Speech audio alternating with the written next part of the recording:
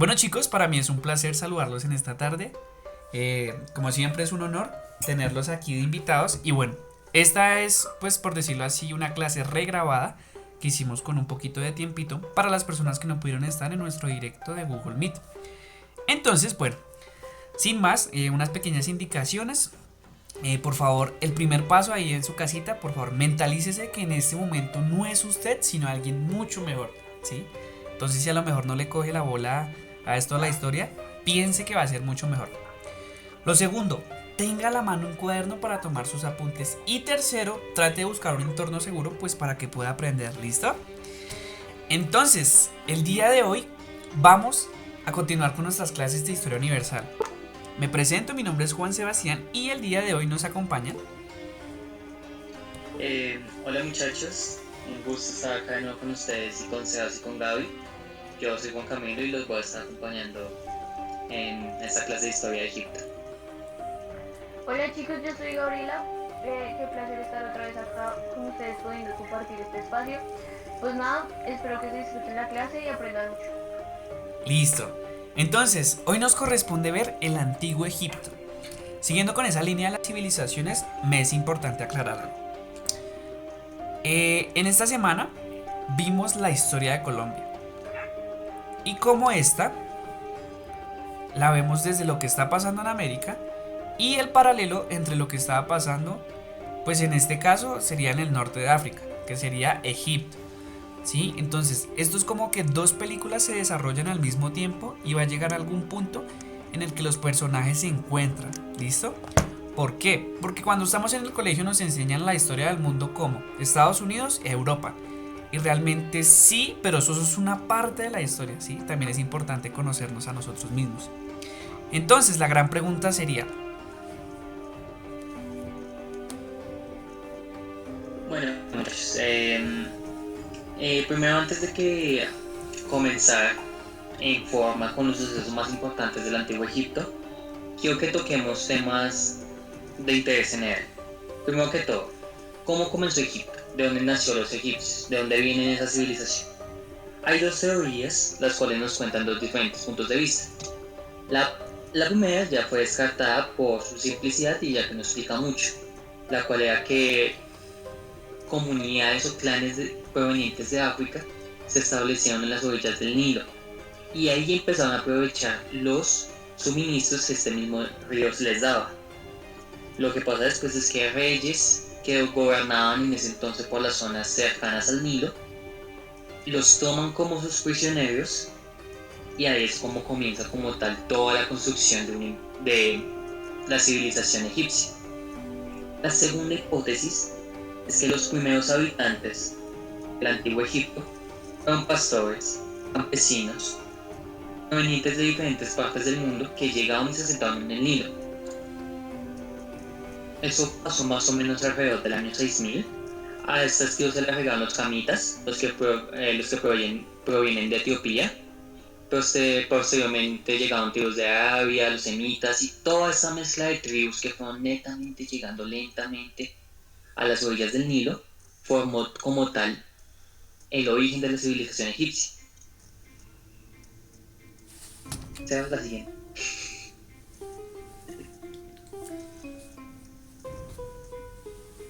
Bueno muchachos, primero que todo vamos a tener en cuenta algo, que el Alto y el Bajo Egipto fue la división original de Egipto. Egipto no siempre fue una unificación de tribus y clanes, no. Primero se dividió en Alto Egipto, que quedaba en el norte, en el sur, o norte, dependiendo de dónde se... No, sur, del río del Nilo. Y el Bajo Egipto, que quedaba en el norte, o sea, en el delta del Nilo, donde comienza el Nilo, que es conectando con el mar Mediterráneo. Como dice en la diapositiva, tiene una geografía distinta, pero tiene una misma identidad cultural. ¿Por qué? Aunque es notorio que... Bueno, primero les voy a contar esto. ¿Cómo se formó Alto y Bajo Egipto? Si aceptamos la segunda hipótesis como verdadera, estamos diciendo que comunidades se sentaron ahí. ¿Qué pasó con estas comunidades? Fueron unas divisiones geográficas que se llamó nomos. ¿Qué eran los nomos? Los nomos son que cada clan iba a hacer una división geográfica de su territorio, y que terminó esto en que los nomos que estaban en la parte sur del Nilo y en la parte norte del Nilo, pues hicieron una división única, dividiéndolo en dos partes. Ahora, antes de esto, primero ustedes preguntarán, ¿cuál es la ventaja del Nilo? La misma ventaja del Nilo es la que tuvo la civilización mesopotámica. Actualmente esto es Siria y Siria, pero la civilización mesopotámica estaba, como su nombre lo dice, entre ríos, entre el río Tigris y Éufrates. ¿Qué es lo que permite esto a las civilizaciones fluviales? Que cuando tú eres una civilización fluvial, puedes aprovechar tanto los nutrientes que te da el suelo, los productos como el agua, y más adelante puedes aprovechar para exportar, para darle amplitud al comercio. El río Nilo, pues no se sabe muy bien de dónde tiene los orígenes en sí. Podríamos decir que un origen mitológico, que sencillamente fue una apertura que se dio cuando el mar Mediterráneo pues encontró como esa abertura de tierra. Y la segunda, más mitológica, es que la diosa Isis fue la que le permitió, bueno, en un punto que vio que la humanidad se estaba destruyendo por sí misma, sus lágrimas fue la que crearon este río. Este es el origen mitológico del río Nilo.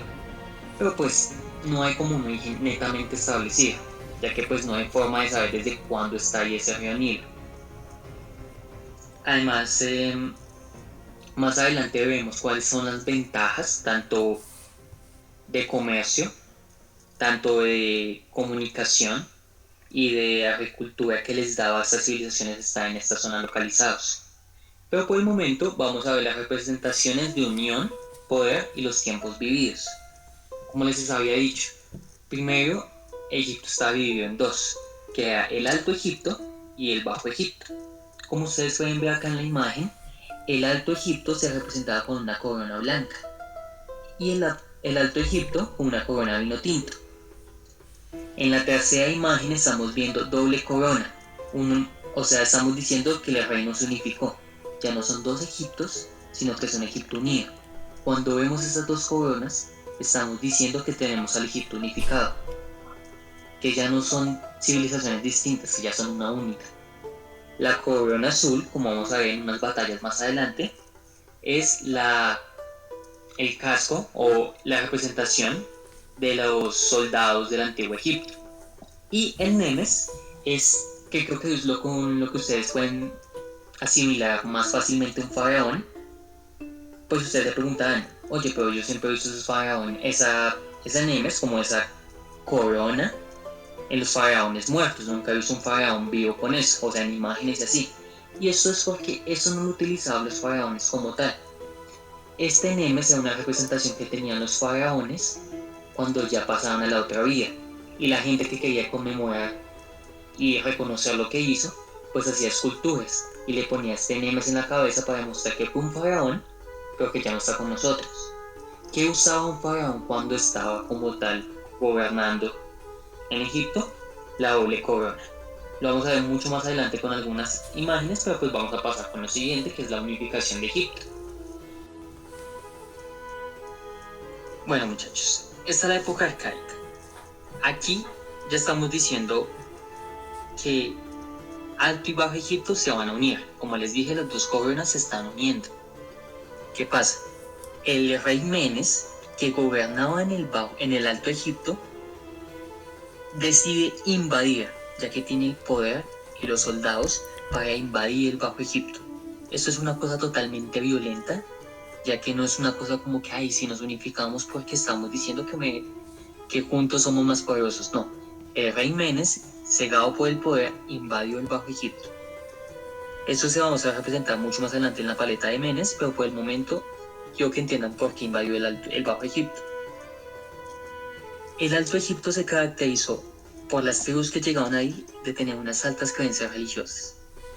Le rezaban al dios Osiris o protestaban sus creencias al dios Osiris, que es el dios de la resurrección y de la vida y de la muerte también.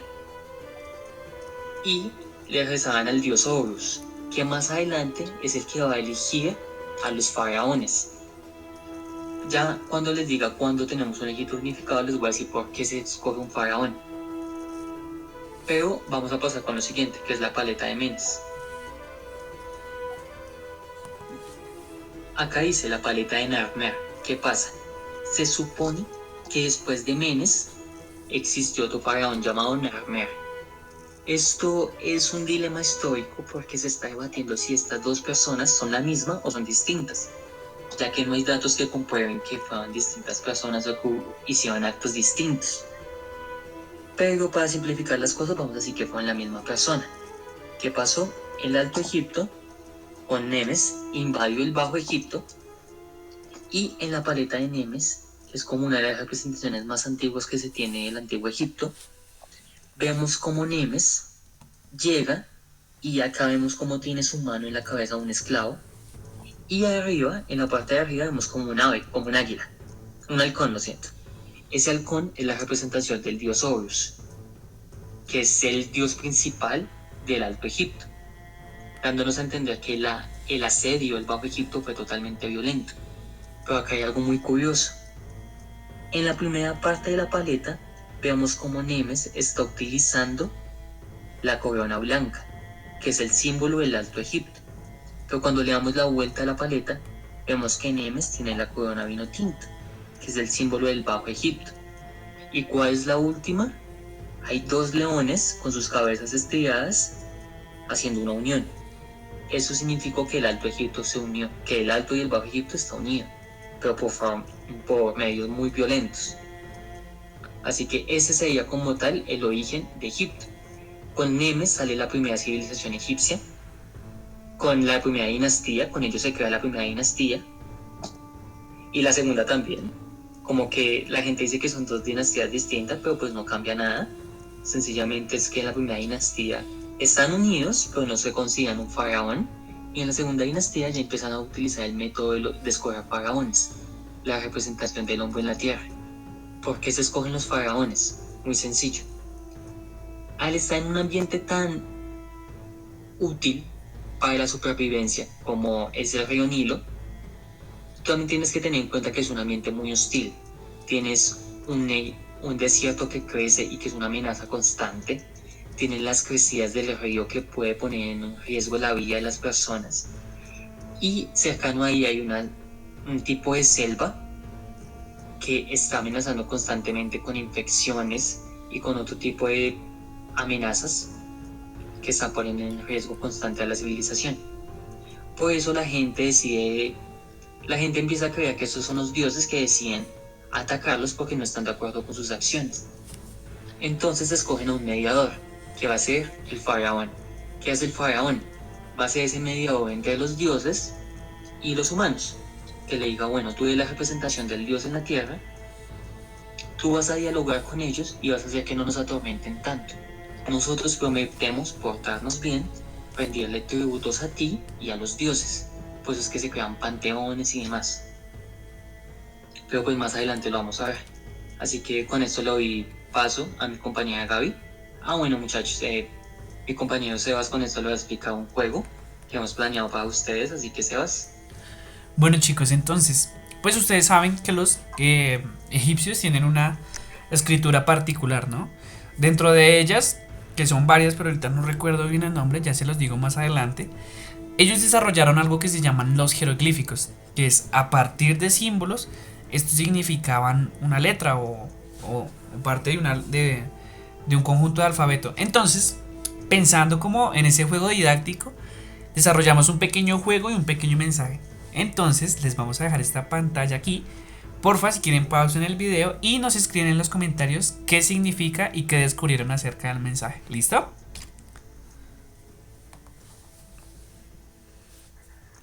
Bueno chicos, ahora sí vamos a pasar a una parte importantísima en lo que va a ser el Antiguo Egipto, porque digamos que en ese reino antiguo que se va a llamar esta época en la que les voy a explicar, se van a dar los fundamentos básicos de lo que se va a conocer como Egipto mucho más adelante. O sea, en esta época se van a crear las cosas necesarias y como que los rasgos más característicos de la civilización egipcia.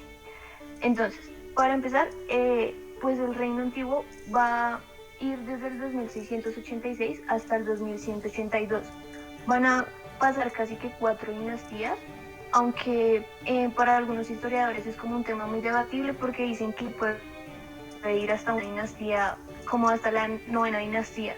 Aunque pues unificando y haciendo varias investigaciones, casi que la mayoría concuerda que se llega hasta la dinastía sexta. ¿Qué va a pasar en el transcurso de estas 4 dinastías? Se van a hacer unos aportes importantísimos porque se van a forjar y se van a consolidar características muy básicas para Egipto, como lo van a ser el sistema político, el sistema religioso o el sistema cultural. A partir de entender esas 3 cositas, va a ser como mucho más fácil comprender el por qué pasan algunas cosas más adelante en la historia y vamos a entender cómo el actuar de esas personas que habitaban lo que conocemos como Egipto. Teniendo en cuenta esto, vamos a partir pues de las características culturales para que se empiecen a abrir abrir la mente y hacer como una idea de lo que era Egipto en esa época. Entonces, vamos a partir de una cosa que es la literatura, teniendo en cuenta que ya vimos un poquito esto de los jeroglíficos y pues ustedes descifraron un mensaje. Vamos a ver qué hacían esos señores de esa época con esos jeroglíficos. Ellos escribían 3 cosas especialmente. Hacían textos religiosos. ¿Por qué? Porque la religión va a ser como algo que va a jugar un papel fundamental en Egipto, porque todo se va a relacionar con un dios y ese dios va a ser como el intermediario en el faraón, ¿sí me entienden? Entonces la religión va a ser tan fundamental que vamos a dedicarnos a escribir textos especial y exclusivamente para explicar a esos dioses que nos gobiernan, a esos dioses que nos bendicen, a esos dioses que nos llenan de recursos. Vamos a dedicarnos a escribir eso. Adicionalmente, los egipcios van a escribir un poquito sobre cuestionamientos morales. Aunque Egipto no es tan famoso por lo que hace como ese raciocinio que llega al pensamiento occidental, ellos sí van a tener unos cuestionamientos morales que aunque no sean tan famosos, pues van a ser fundamentales en su cultura. Entonces se van a dedicar un poquito a eso, pero como que no va a ser tan relevante en su cultura.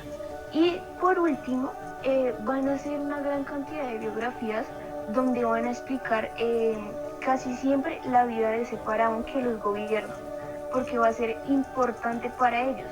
¿Por qué? Porque va a representar a ese Dios supremo. El faraón va a tener ese papel, entonces ellos, como en forma de recompensárselo, van a escribir y van a hacer algunos textos que van a ser las biografías para explicar pues sus vidas y sus trayectorias. Teniendo en cuenta estas cositas de la literatura, que va a ser muy fundamental, vamos a pasar a lo que va a ser la ciencia de Egipto. La ciencia de Egipto, aunque pues tampoco es que sea muy famosa, pues sí va a ser como que muy característica y va a ser muy aplicada en algunas cosas que vamos a ver adelante, como lo van a hacer las pirámides. ¿Por qué? Porque esas pirámides van a tener un trasfondo matemático, entonces esa cultura, si quería desarrollar una pirámide, pues va a tener que destacarse en esa disciplina de la matemática que le permita diseñar o construir un modelo para crear la pirámide. Entonces, obviamente la ciencia ellos se van a destacar en la matemática, en la astronomía algunas veces y en la medicina. ¿Por qué en la medicina? Porque, como algunos saben, Egipto practica muchas cosas relacionadas con la momificación y la conservación de los cuerpos. Y esto va a hacer que las personas que habiten este lugar empiecen a experimentar como con el sistema humano más allá. Entonces van a empezar a mirar qué son los órganos, cómo están compuestos, cómo hacemos para conservarlos, cómo hacer para que eso después de la muerte siga ahí como de alguna forma manteniéndose. Entonces en la medicina van a ser como unos avances importantísimos porque va a ser casi que una de las únicas civilizaciones que se va a poner como la tarea de empezar a investigar el cuerpo humano más a fondo.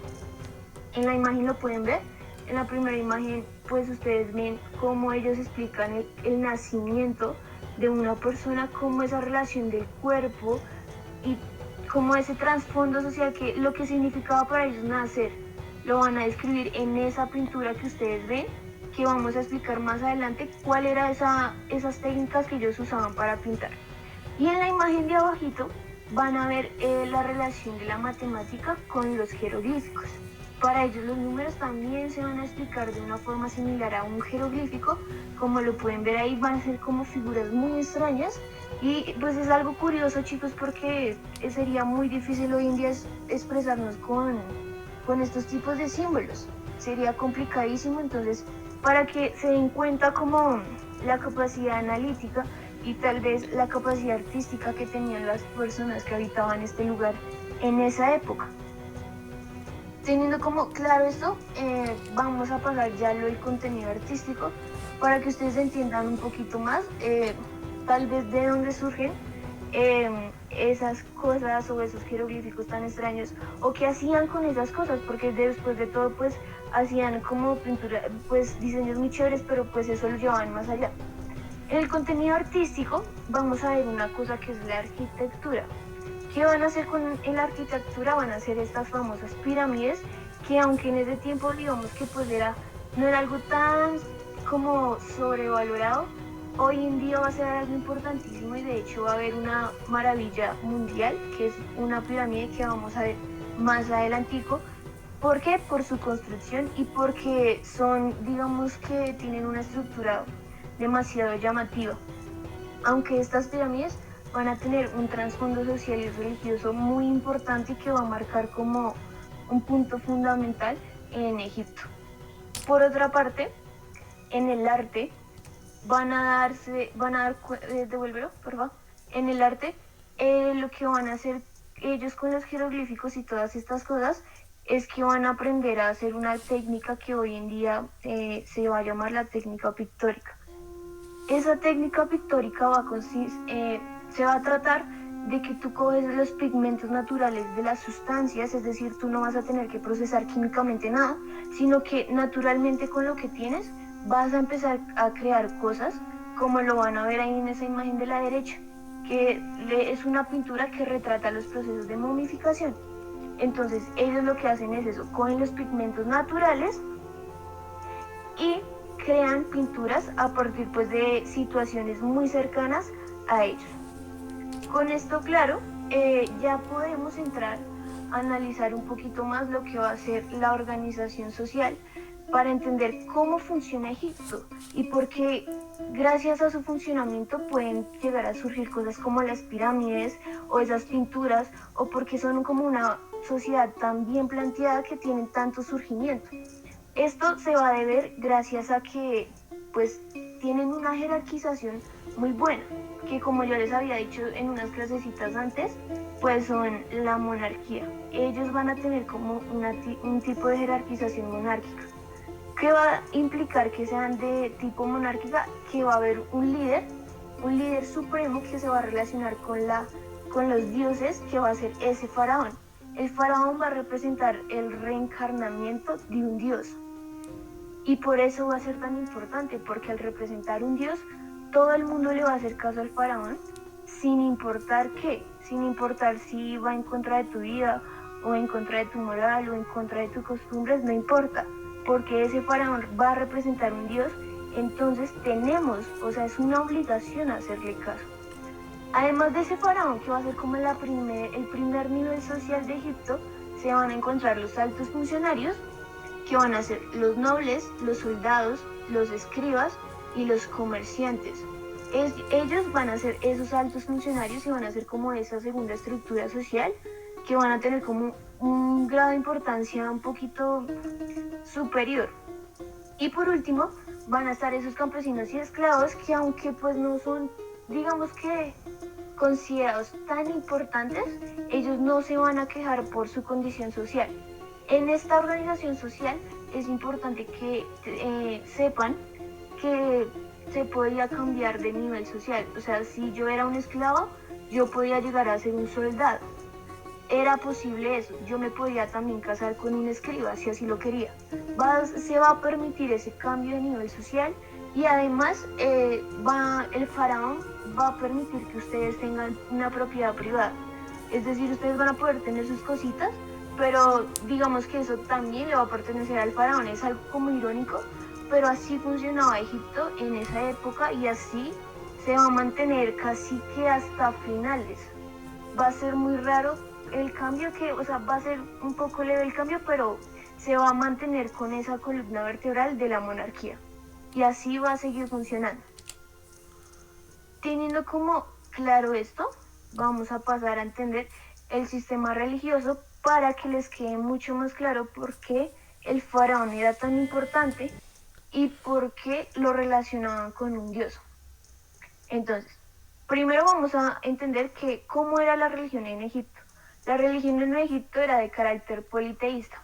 ¿Esto qué significa? Que habían demasiados dioses, había un dios para cada momento o para cada situación especial de los egipcios. Entonces, ustedes van a ver que va a haber un dios del sol, un dios para las fiestas, un dios para la sexualidad, va a haber muchos dioses. Pero entonces le van a rendir un tributo especial a un solo dios. ¿A cuál dios? Al dios que reencarne en ese faraón. Entonces van a ver que es como politeísta por una parte porque van a haber muchos dioses, pero al final va a terminar siendo moniteísta porque solo van a alabar un dios en especial. Le van a rendir como un culto especial a ese dios con el que el faraón se siente identificado. Estos dioses se van a representar con figuras humanas y algunos símbolos, y a veces en ocasiones van a ser como relacionados con animales por su cabeza o su cuerpo. Entonces, por lo menos si ustedes ven al dios del sol, ese dios va a tener casi que un círculo que va a representar el sol en su cabeza. Y así con muchos más. Si ustedes quieren investigar un poquito más, van a ver cómo se relacionan estos símbolos o esas figuras y esos animales con esos dioses. ¿Qué va a pasar con estos dioses en el reino antiguo?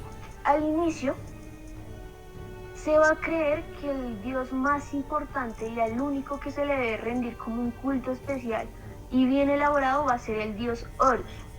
Ese dios va a ser el que represente todos los poderes de la tierra y va a ser como un dios importantísimo porque va a ser el hijo de Osiris, que es el dios de dioses, y va a ser hijo de Isis, que es la madre de todos los dioses. Entonces, por eso Horus va a ser tan importante. Y los primeros faraones de esas dinastías que ya les dije van a ser representados con Horus. Pero al pasar el tiempo, por ahí como 2 dinastías después del reino antiguo, el faraón se va a cansar de Horus y se va a reconocer más, se va a hacer más cercano al dios Ra. Ese dios va a ser el dios del sol, que es el que ven ahí ustedes de segundas con ese círculo que representa el sol en su cabeza. Va a ser el dios del sol, creador de la vida y responsable de todos los ciclos humanos. Con ese dios se van a sentir más identificados los faraones casi que de ahí en adelante en toda la historia de Egipto. Y cuando ese faraón muere, se le va a relacionar con un dios muy importante, que es el dios Osiris, porque va a ser el dios de los muertos y del inframundo. Entonces, si el faraón, digamos que muere, se le va a pedir al dios Osiris, que sería casi que el faraón en sí, para que trascienda y que pueda ir como más allá. Entonces, así va a ser el funcionamiento del sistema religioso en lo que va a ser el reino antiguo de Egipto. Teniendo claro esto, vamos a pasar a ver un poquito. Antiguamente, los egipcios pensaban que después de la muerte había otra vida. Por ello, se momificaban los cuerpos con el fin de prepararlos para ese viaje a su futura vida. Era un proceso largo y costoso que era posible solo para aquellas personas que pudieran permitírselo, como los faraones. Pero, ¿cuál es el proceso en general para momificar una persona? Primero, el cuerpo era despojado de sus vestimentas y tumbado sobre una cama de embalsamamiento para su purificación. Una vez en la cama, se realizaba la incisión en el lado izquierdo del abdomen con un cuchillo de piedra de obsidiana con la apertura suficiente como para meter la mano y extraer el hígado, el estómago, los intestinos y el diafragma y los pulmones.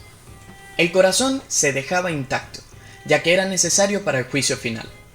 Anubis, el dios a cargo de esta prueba, usaba el corazón para equilibrar la pluma de Ma, que simbolizaba la verdad, la justicia y la armonía, y así decidir si serían admitidos en el Seket Aru, que es el paraíso, o si sería devorado por la diosa Amit, destruyendo su alma. El resto de órganos extraídos se lavaba y se enjuagaban con especias y vino de palma, para luego guardarlos en vasos canopos o jarras canópicas, una especie de jarras con motivos. ¿Y qué pasaba con el cerebro? Hay estudios que afirman que se intentaba extraer, bien sea haciendo un pequeño agujero en la cabeza o incluso por la cavidad nasal. Retirados los órganos, el cuerpo sufría un proceso de deshidratación, para lo que utilizaban natrón. Esta sal se introducía por las cavidades corporales y, aparte, se cubría el cuerpo completo, evitando el proceso de descomposición. Una vez deshidratado, y con el fin de mantener la forma del cuerpo, lo rellenaban con diferentes materiales, como polvo de natrón, paja, serrín o arena, así como aceites aromáticos, perfumes, canela, incienso o incluso cebollas, para evitar el olor. Tras esto, se envolvía el cuerpo con unas finas telas de lino, colocándose amuletos en diferentes partes del cuerpo, que se pensaba que eran esenciales para el paso al más allá. Tan solo entonces el cuerpo quedaba preparado para su viaje al más allá, y se conservaba a lo largo de miles de años en buen estado. Si quieres saber más sobre el proceso de momificación, así como muchas otras cosas interesantes sobre la cultura...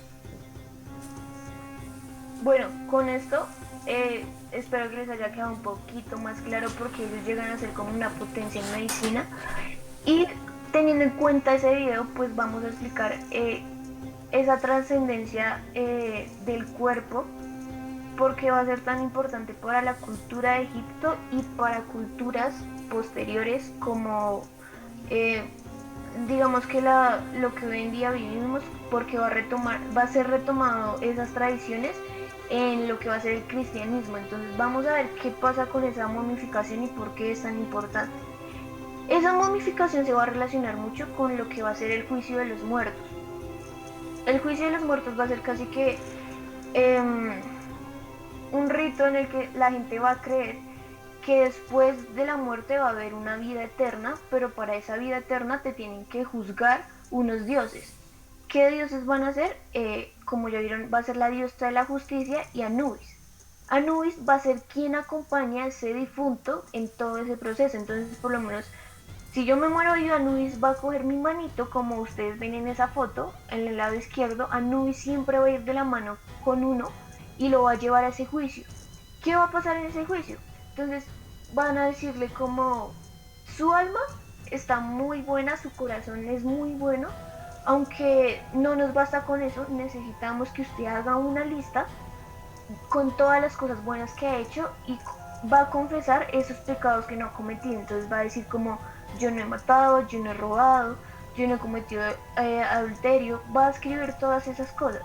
Después de que usted tenga esa lista hecha con ese corazón dispuesto para ponerse en esa bolsa de la justicia, el Dios de la sabiduría lo va a rectificar, que vendría siendo ese Dios que está parado en la parte derecha de la foto, y le va a decir, bueno, usted como que sí se merece, como que sí es verdad todo lo que escribió en esta hoja, entonces vamos a darle como un cierto sentido y va a ser verdad lo que usted está haciendo. Después de eso, ese resultado de su lista de cosas y de su corazón lo van a poner en la balsa en un extremo, y en el otro lado va a estar la pluma de la justicia que va a representar a la diosa Mat. Y esa balanza va a ser casi que fundamental en ese juicio de los muertos, porque si usted fue bueno, se va a tener que tener un equilibrio con la pluma de la justicia y va a poder trascender. Entonces usted va a llegar a esa vida eterna, a esa vida chévere, a eso que usted le ha contado que allá no sufren, que todo es un paraíso. Usted va a poder llegar a esa trascendencia y va a poder disfrutar con los dioses. Si usted fue malo, así sea por 1 milímetro que la balanza se mueva, usted va a ser devorado por un cocodrilo que van a ver, que es el que está ahí como arrodillado. Ese va a ser el que va a destruir su alma y pues lastimosamente usted no va a poder trascender y se va a quedar en el mundo terrenal. Entonces ese juicio de los muertos va a ser importantísimo, porque si ustedes se dan cuenta se relaciona mucho con el cristianismo, y el cristianismo va a retomar como algunas cosas de esto, como el hecho de que usted tiene que hacer cosas buenas en este mundo para que pueda trascender, o usted no puede hacer un pecado para que pueda trascender, o alguien más lo va a juzgar a usted cuando se muera para que pueda trascender. Eso es fundamental. Miren cómo desde Egipto se construyeron bases para una religión tan importante hoy en día que domina el mundo. Para que lo tengan en cuenta ahí ese pedacito y cómo todo lo que ustedes nos rodea hoy en día viene con unos acontecimientos bien interesantes del pasado. Con esto los juicios de los muertos y como todo esto que rodea se van a crear las pirámides. ¿Por qué? Porque en la parte de la momificación, que es como un sistema que va a permitir mucho más fácil su trascendencia, van a poner esos cuerpos momificados en las pirámides. Las pirámides van a ser como complejos funerarios únicamente para los faraones. Entonces los faraones, como eran tan importantes, como eran la reencarnación de un dios, pues la gente va a decir, no, parce, tenemos que construirle algo a ese faraón para que se facilitemos su trascendencia. ¿Qué van a construir? Esas pirámides. Y el cuerpo de ese faraón va a ser enterrado en esa pirámide especial que va a llevar su nombre. Entonces, esas pirámides, digamos que van a ser como bien interesantes porque van a esconder muchas cosas, van a esconder como el cuerpo de la persona, van a esconder una variedad de ritos que se van a hacer allá adentro. Si les gusta más como este tema, los invito a que busquen un libro que se llama El Libro de los Muertos, que es como un texto que recopila todos estos ritos que se hacían ahí adentro, todos estos misterios que van envueltos con las pirámides, con el juicio de los muertos.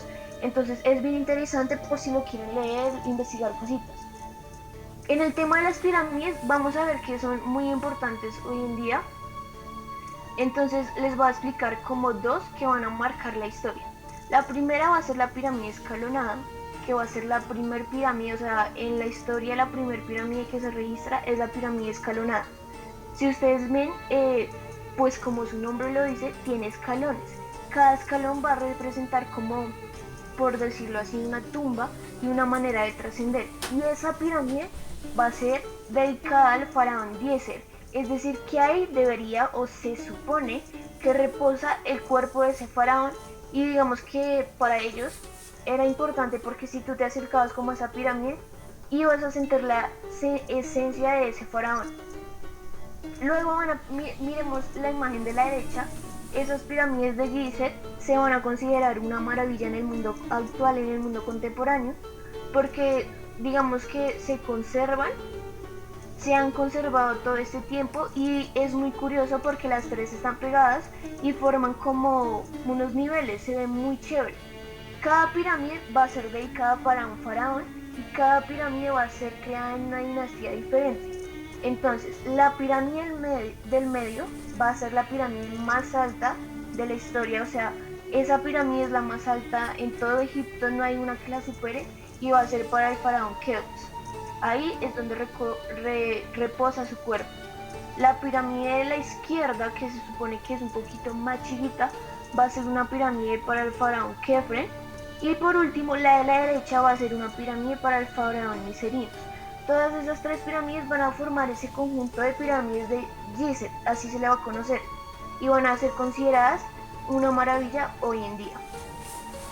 Entonces, por si les gusta este tema, pues para que entiendan ya de dónde vienen esas pirámides y qué sentido tenían en esa civilización de Egipto. Teniendo como en cuenta esto fue lo que pasó en el Reino Antiguo, en esa primera parte en la que todo era chévere, en la que digamos que esa organización social funcionaba demasiado bien, en la que todo el mundo trabajaba pues chévere porque iban a tener muchas ventajas en la agricultura por el río, por esa fuente hidráulica. Va a ser así ese principio, así va a pasar los primeros años de lo que va a ser el Reino Antiguo de Egipto. Pero al final se va a empezar a decaer ese reino tan perfecto y tan utópico que era, aunque ustedes no lo crean. ¿Por qué va a caer? Porque el faraón Userkaf, que es el que ustedes ven ahí a la derecha, se le va a ocurrir a ese faraón, así como de la nada, va a decir, yo voy a hacer una reforma al poder del faraón. Entonces él va a reformar todo el poder político, todo el sistema político de Egipto. ¿Y qué va a pasar? Ese faraón ya no va a tomar tanta importancia, o sea, ya no se va a centrar el poder político en el faraón, se le va a dar autonomía regional como que a cada pueblo. Entonces cada pueblo va a tener como, digámoslo así, un gobernante que le va a rendir cuentas al faraón. ¿Qué va a pasar con esto? Que la gente va a empezar a darse cuenta que pues el faraón al fin y al cabo no era tan importante, porque era una persona más, una persona como usted y yo. O sea, ¿por qué le iban a o sea, ellos empiezan a cuestionarse el por qué le rinden culto a alguien tan normal? Entonces van a dejarle de creer a ese faraón que era casi una divinidad unos años atrás, ya no le van a creer de la misma manera. Y en cambio van a empezar como a pelear, a disgustarse con lo que esa persona hace. Entonces digamos que con esa reforma se va a crear una confrontación entre el pueblo y el faraón. Entonces Egipto va a entrar en una crisis política. Y si pues la política no funciona bien, pues nada puede funcionar. Nada. Todos los sistemas a partir de la política se caen. Además de esto, ese faraón Userkaf en su gobierno decidió crear demasiadas cosas nuevas, y digamos que la mano de obra de ese esclavo se va a explotar tanto que esa persona va a llegar a un límite en el que le va a decir yo no puedo más. O sea, yo sé que usted es el que me lidera, pero yo no puedo hacer más lo que usted me dice. Estoy cansado y no me gusta su gobierno. Va a generar una inconformidad en esas personas por esa construcción masiva de cosas, que van a llevar también a que la capacidad del tesoro, digamos que esa materia prima sea malgastada o sea gastada como en exceso. Entonces va a haber como primero una confrontación política entre el pueblo y el faraón, y luego va a haber una inconformidad por el trato que hay entre el pueblo y el faraón. Entonces si ustedes se dan cuenta, pues todo va a entrar en un colapso porque nada está funcionando. La gente está inconforme, la política no funciona, no hay economía. Entonces esto va a llevar a que Egipto como que empiece a decaer. Ese Egipto va a llevar como muy débil a las otras épocas que ya van a explicar mis compañeros, a partir de esas reformas y esos cambios que hizo ese faraón. Con esto se cierra el reino antiguo, muchachos, y espero que les haya quedado muy claro. Bueno, chicos, entonces recordemos que en la época de la decadencia hemos visto que las personas empezaban a tomar conciencia y decían, ¿cómo así que ese que está allá arriba es más poderoso que yo simplemente porque es un dios? Como que no me queda totalmente claro. Entonces, dentro de la época del Imperio Medio se caracteriza por una cosa en especial, y es el tema de la revolución en las ideas religiosas. Entonces, número uno, el faraón ya no era considerado un dios, sino una persona mortal con habilidades extraordinarias, podría decirse. Y digamos que en aquel momento hubo un dios popular que era el dios Osiris, ¿sí? Digamos que el dios principal en aquel entonces pues era Ra, pero Ra era un dios como del sol, como bastante alejado. Entonces el dios Osiris se convirtió en ese dios popular para la gente, ¿sí? Pronto después se impuso el dios Amon-Ra, ¿sí? Que es, por decirlo, como una combinación de un dios con otro. Entonces es una vaina loca, y digamos que esto es importante porque digamos que anteriormente pues digamos que Egipto estaba entrando en una decadencia y se dividió. Pasaron un tiempito y quiero recordar este personaje, Mentuhotep II. Él fue el que reunificó estas partes, y pues fue importante porque, como lo decía Gabriela, si la política no funciona, no funciona nada. Entonces miren que este hecho llevó a la siguiente vaina, pónganle cuidado. Como ya se estaba organizando pues la cosa, pues uno podría decir que ya los niveles pues podrían cambiar, y efectivamente hubo prosperidad y creció una clase media en el tema de la burguesía, desde el faraón hasta los comerciantes. Y importante, se encargaron de mejorar los sistemas hidráulicos. Tanto fue la prosperidad pues que ellos iban como a los pueblos como, ven, oye, me sobra esto, te lo regalo, dale con todo, ¿así me entienden? Y lo tercero es que cuando uno está bien, viene alguien que le quiere joder la vida, ¿sí? Y en este caso, quien le jodió la vida a Egipto se llaman los Hicsos, ¿sí?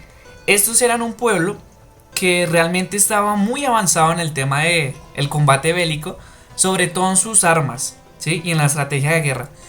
Y pues efectivamente una buena estrategia y un buen dominio del arte de la guerra, como lo decía por ahí, pues llevó a conquistar cierta parte de Egipto. Lo llegaron a conquistar hasta cierto punto, pero igual habían como manchitas de Egipto todavía. Tanto querían los Hicsos a Egipto que prácticamente se consideran más egipcios que ellos.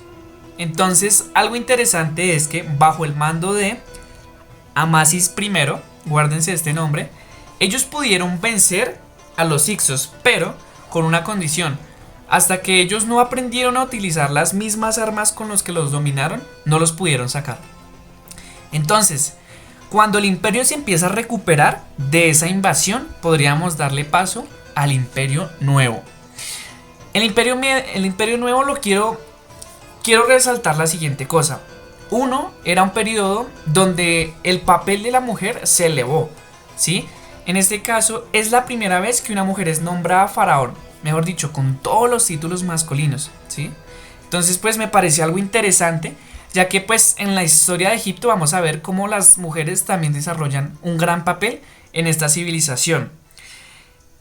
También quiero destacar en este momento que luego de expulsar a los Hicsos, lo que empezaron fue a decir, bueno, vamos a mejorar la que embarramos.